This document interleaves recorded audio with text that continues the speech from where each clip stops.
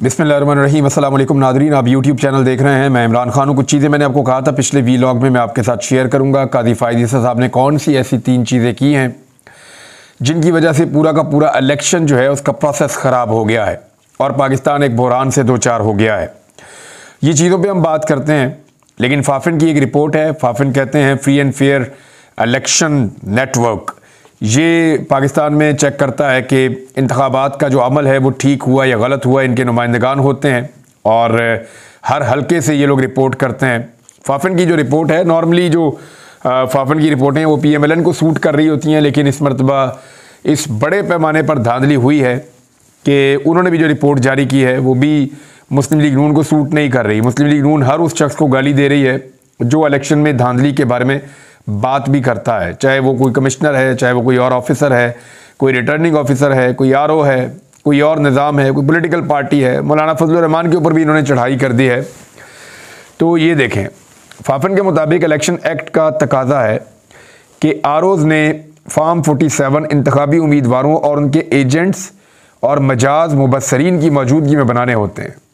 यानी एजेंट्स भी आएंगे सियासी जमातों के, और जो उम्मीदवार हैं वो भी मौजूद होंगे, और जो मुबस्सरीन हैं, जो लोग उसको देखने के लिए आए हैं, नज़र रखने के लिए, उनकी मौजूदगी में बनाएंगे। अब इस वक्त जो 260 इंतखाबी हलके हैं उनमें से 135 के ROs ने तमाम कानूनी तकाजे पूरे नहीं किए। यानी 260 हलकों में इलेक्शन हुआ, 135 में कानूनी तकाजे ही पूरे नहीं हुए। ये आपके इलेक्शन की क्रेडिबिलिटी है कि आधे से ज़्यादा हलकों में फाफिन ने जो है वो एतराज़ उठा दिया है। फाफिन की रिपोर्ट में कहा गया कि ROs ने कौमी असम्बली के 135 हलकों में फाफिन मुबस्सरीन को नताइज की तैयारी का मुशाहिदा करने ही नहीं दिया। जो मुबस्सरीन है, जो देखना चाहते थे कि पता चले नतीजा कैसे बन रहा है, उनको आने ही नहीं दिया और मुशाहिदे से रोके गए। जो मुबस्सरीन हैं उनके हलकों में से 46 में पाकिस्तान तहरीक-ए-इंसाफ की हमायत याफ्ता उम्मीदवार मुस्लिम लीग नून के 43 और पीपल्स पार्टी के 28 उम्मीदवार जो हैं वो जीते हैं। यानी नून लीग के 43 ऐसे हैं और पीपल्स पार्टी के 28 ऐसे हैं जहां पे बिल्कुल उन्होंने आने नहीं दिया करीब। इलेक्शन कमीशन के अमले ने फटकने नहीं दिया फाफिन को भी और मुबस्सरीन को भी। और 65 इंतखाबी जो हलके हैं उनके नताइज की तैयारी में इंतखाबी उम्मीदवारों और उनके एजेंट्स को जायजे से रोका गया, और ऐसे हलकों में जो है वो ज़्यादातर जो कामयाबी है वो PMLN के पास है। और फाफिन के मुताबिक रिटर्निंग ऑफिसर के इस अमल से इंतखाबी शफाफियत के लिए इलेक्शन कमीशन की काविशें मुतासर हुई हैं। यानी जो कुछ भी ROs कर रहे थे उससे जो इंतखाबात हैं वो फ्री एंड फेयर नहीं रहे। रात 2 बजे तक नताइज की जो तैयारी की कानूनी मोहलत थी वो सिर्फ 4 इंतखाबी हलकों के अंदर उसके ऊपर अमल हुआ है। 80 हलकों में से 42 में जो रिकॉर्ड मैसर है वो टेम्पर्ड है, उसके शवाहिद जो हैं और थैले जो हैं वो खोले हुए थे। इंतखाबी उम्मीदवार या एजेंट्स के बगैर खोले गए वो थैले। ROs ने कौमी हलकों में फॉर्म 45 की गिनती 53 गलतियों की निशानदेही करके प्रिजाइडिंग ऑफिसर से दुरुस्ती करवाई। यानी ये जो चीज़ें अब सामने आ रही हैं ये साफ साफ बता रही है कि धांधली किस लेवल पे हुई है और किस तरीके से हुई है। अब इसके ऊपर कुछ तजावीज़ हैं जिनके ऊपर अमल दरामद करके इस सारे अमल को दुरुस्त किया जा सकता है। वो तजावीज़ क्या है कि इलेक्शन कमीशन जिन हलकों को चैलेंज किया गया है उनके नताइज का ऑडिट करे, और जिन हलकों के नताइज को चैलेंज किया गया है इनकी जांच पड़ताल की जाए। जब ऑडिट किया जाए तो सियासी जमातों के उम्मीदवारों को और आज़ाद मुबस्सरीन को शामिल किया जाए। यानी दोनों जमातों के उम्मीदवार, उनके नुमाइंदगान आए, और आज़ाद मुबस्सरीन यानी मीडिया के लोग और दीगर जो मुबस्सरीन होते हैं वो भी आएँ।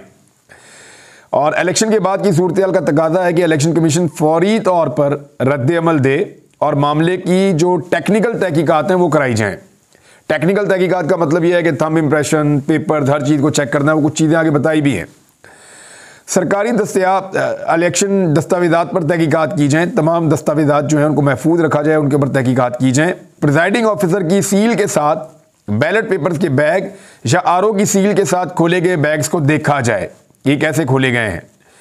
बैलेट पेपर्स अकाउंट के बैग, जारी बैलेट पेपर्स की अकाउंट फाइलें, इंतखाबी फहरिस्त की मार्क कॉपी को देखा जाए। यानी वो सारा रिकॉर्ड चेक किया जाए जो इस प्रोसीजर के अंदर इस्तेमाल होता है। 1 बाय 1 देखा जाए कि किसी जगह से अगर कोई पेपर या कोई वोट गायब है तो वो फिर कहाँ है। यानी जो उम्मीदवार है उसको जब वोटर वोट डालने आते हैं तो हर वोटर अपना अंगूठा लगाता है, तो एक अंगूठे के साथ दूसरा अंगूठा नहीं मिलता। और जब धांधली की जाती है तो एक ही आदमी कई कई वोटों के ऊपर अंगूठा लगा देता है, तो वो फिर पकड़े जाते हैं। तो ये सारी एक फोरेंसिक ऑडिट इस तरह से होता है। गिनती में शामिल और खारिज किए गए वोट जिनको ज़ाया किया गया है उनका बाकायदा जायज़ा लिया जाए कि वो ज़ाया किए गए हैं या ज़ाया हो गए थे, यानी ये भी देखा जाए ना कि बदनीयती तो नहीं है इसके अंदर। और फिर पहले मरले में उन्होंने कहा कि दस्तावेज़ात बशमूल नतीजा फार्म के दुरुस्त मुकम्मल दस्तयाब होने का जायज़ा लिया जाए। दूसरे मरले में गैर तस्दीक शुदा फार्म के इंतखाबी नताइज पर असरात का जायज़ा लिया जाए, कि ऐसे फार्म जो तस्दीक शुदा ही नहीं है उनके असरात का जायज़ा लिया जाए। और इलेक्शन ऑफिशल्स का भी एहतसाब किया जाए जिन्होंने ये इलेक्शन करवाया है। और 15 लाख का अमला तैनात हुआ था, वो क्यों नहीं ठीक तरीके से काम कर सके। फार्म 45 की मुख्तलिफ कापियों की तहकीकात जो है उसके ऊपर वजाहत की जाए। अगर इंतखाबी खिलाफ वर्जियाँ की गई हैं तो वो पोलिंग स्टेशन या पूरे हल्के में दोबारा पोलिंग करवाई जाए, वो इलेक्शन ही वहाँ पर दोबारा करवाया जाए। इलेक्शन कमीशन सारा अमल नोटिफिकेशन से 60 दिन के अंदर अंदर करे। जब रिजल्ट जारी करते हैं, नोटिफिकेशन करते हैं, तो 60 दिन के अंदर अंदर सारा काम कर दे। और जब वो अपना फैसला दे दे और उससे गैर मुतमईन हो उम्मीदवार, तो वो 30 दिन के अंदर सुप्रीम कोर्ट ऑफ पाकिस्तान से रुजू कर ले।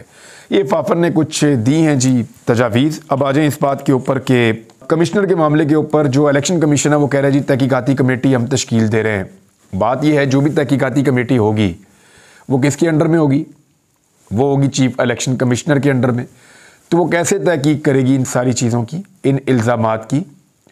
और जो इल्ज़ामात काजी फ़ायद ईसा साहब पे लगे हैं उनकी तहकीकात अगर अदलिया करेगी और काजी फ़ायद ईसा साहब बैठ कर सुनेंगे तो कैसे तहकीकात होंगी? मेरे ख्याल में इंसाफ भी यही है और लोग ये मुतालबा कर रहे हैं कि चीफ इलेक्शन कमिश्नर और काजी फ़ायद ईसा साहब अपने आप को इन चीज़ों से अलग करें और फिर अदलिया का फुल बेंच इस सारे मामले को सुने। और उसके अलावा अगर इलेक्शन कमीशन के इस मामले की तहकीकात करनी है तो वो फिर इंडिपेंडेंट बॉडी करे, इलेक्शन कमीशन के ज़ेरे असर वो नहीं होना चाहिए। बलूचिस्तान के अंदर इंतखाबात में धांधली के हवाले से बहुत ज़्यादा एहतजाज हो रहा है। अभी 4 जमाती इत्तेहाद ने पहिया जाम हड़ताल की कॉल दे दी है और बलूचिस्तान की मुख्तलिफ कौमी शाहराहों को ट्रैफिक के लिए बंद कर दिया गया है। और मैं पहले भी आपको बता चुका हूँ कि बलूचिस्तान के हालात अच्छे नहीं हैं। कोयटा से कराची जाने वाली शाहराह बंद है, पंजाब के साथ लगने वाले रास्ते बंद हैं और इसके अलावा जो गवादर शहर के इलाके सरबंद के मुकाम पर गवादर कराची जो शाहराह है जिसको आप कहते हैं कोस्टल हाईवे, वो भी बंद है और मुख्तलिफ इलाकों के ऊपर जो है वो एहतजाज हो रहा है। तो पहिया जाम हड़ताल बलूचिस्तान में चल रही है। 4 बड़ी जमातों ने हड़ताल की है और ये जमातें जो है national Balochistan national party, Pakhtunkhwa Milli Awami party, Hazara democratic party और नेशनल पार्टी की कॉल है। अभी पाकिस्तान तहरीक इंसाफ इसका हिस्सा नहीं है। पाकिस्तान तहरीक इंसाफ के लोग अपने तौर पे एहतजाज कर रहे हैं। पाकिस्तान पीपल्स पार्टी और PMLN जो हुकूमत लेने से भाग रहे थे, अब उनको हुकूमत लेनी पड़ रही है। उसकी वजह यह है कि उनको ये पता चल गया है और उनको ये इशारा दे दिया गया है कि आपको ये हुकूमत लेनी पड़ेगी, क्योंकि इस हुकूमत के लिए तो इतनी धांधली की गई है। पीपल्स पार्टी को लगभग कराची की और हैदराबाद की और आसपास की वो सीटें जितवाई गई जिन सीटों पे उनका हक नहीं था, यानी 20 सीटें पीपल्स पार्टी के पास इजाफी हैं। PMLN के पास जो सीटें इजाफी हैं उनकी तादाद लगभग 60 या इससे ज़्यादा है और वो पाकिस्तान तहरीक इंसाफ की सीटें छीनी गई हैं इन दोनों की जानिब से। तहरीक इंसाफ का ये कहना है कि उनके साथ जो धांधली हुई है उसमें एटलीस्ट तकरीबन उनसे जो सीटें छीनी गई हैं उनकी तादाद 70 से 80 के दरमियान वो लोग मानते हैं कि इतनी सीटें उनसे छीनी गई हैं। 179 नशिस्तों के ऊपर फॉर्म 45 के मुताबिक वो कामयाब हुए थे। अब पीपल्स पार्टी को जब पता चला कि हुकूमत में आना पड़ेगा तो अब वो पावर शेयरिंग के फार्मूले के ऊपर काम कर रहे हैं और वफाकी काबीना में शमूलियत के लिए रजामंद हो गए हैं। स्पीकर का ओहदा उन्होंने पहले ही मांग लिया था, वो ले रहे हैं और अब पीपल्स पार्टी को ये समझ आ गई है कि हमें वफाकी काबीना का हिस्सा बनना पड़ेगा। नून लीग ने एक बड़ा दाव खेला था लेकिन पीपल्स पार्टी ने इसके साथ साथ जो पंजाब में ब्यूरोक्रेसी है उसके अंदर अपना हिस्सा मांग लिया है। यानी मैं आपको बता देता हूँ पॉलिटिकल पार्टी के अपने अपने फेवरेट ब्यूरोक्रेट्स भी होते हैं। नून लीग के अपने ब्यूरोक्रेट्स हैं वो उनको सपोर्ट करते हैं, इसी तरह पीपल्स पार्टी के अपने ब्यूरोक्रेट्स हैं वो उनको सपोर्ट करते हैं, PTI के भी सपोर्टर हैं ब्यूरोक्रेट्स, वो सपोर्ट करते हैं। तो पीपल्स पार्टी और नून लीग का ये वतीरा है कि वो जैसे ही आते हैं अपने ब्यूरोक्रेट्स को नवाजते हैं और उनके ज़रिए से फिर निज़ाम को कंट्रोल करते हैं, हर चीज़ को कंट्रोल करते हैं।